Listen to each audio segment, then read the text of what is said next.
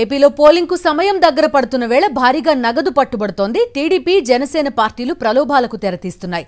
తాజాగా పలు నియోజకవర్గాల్లో అక్రమంగా డబ్బు, మద్యం తరలిస్తూ అడ్డంగా దొరికిపోయారు.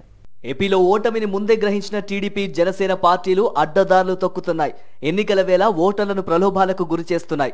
తాజాగా తూర్పుగోదావరి జిల్లా గోపాలపురం నియోజకవర్గం జగన్నాథపురంలో పోలీసులు తనిఖీలు నిర్వహిస్తూ ఉండగా 2,40,00,000 నగదు దొరికింది.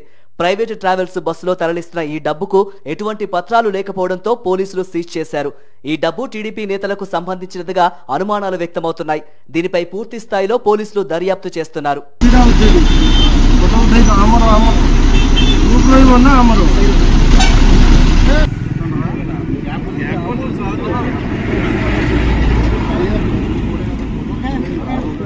మరోవైపు కదిరి టీడీపీ అభ్యర్థి కందికుంట ప్రసాద్ వాహనంలోనూ భారీగా నగదు పట్టుబడింది.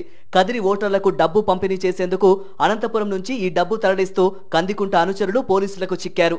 3 బ్యాగుల్లో తరలిస్తున్న 2 కోట్ల రూపాయలను సీజ్ చేశారు. కందికుంట వెంకటప్రసాద్ ఆదేశాలతోనే డబ్బు తరలిస్తున్నట్లుగా పోలీసులు నిర్ధారించారు.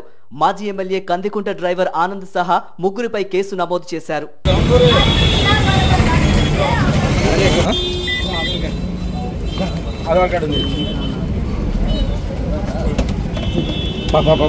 క్యాష్ కౌంటింగ్ మిషన్ తెచ్చి ఇచ్చినాక మీకు అందరికి చూపిస్తాం. కంపల్సరీ చూపించకుండా ఎట్లా పోతుంది.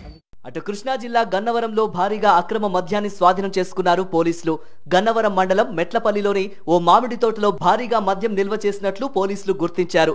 టీడీపీ నేత గూడపాటి తులసీమోహన్ ఇంత పెద్ద మొత్తంలో మద్యాన్ని నిల్వ చేశారని నిర్ధారించారు. తులసీమోహన్ టీడీపీ అభ్యర్థి యార్లగడ్డ వెంకట్రావు అనుచరుడిగా గుర్తించారు. ఎన్నికల్లో పంపిణీ చేసేందుకు తెలంగాణ నుంచి మద్యం తీసుకొచ్చారని తేల్చారు పోలీసులు. 73 లక్షల రూపాయల విలువైన 58,032 మద్యం బాటిళ్లు స్వాధీనం చేసుకున్నారు. వాటన్నింటినీ ధ్వంసం చేశారు. ఈ ఎన్నికల్లో గెలిచే పరిస్థితి లేదని ముందే నిర్ధారణకు వచ్చిన పచ్చ బ్యాచ్ ప్రలోభాలతో ఓట్లు రాబట్టుకునేందుకు అడ్డదారులు తొక్కుతోంది.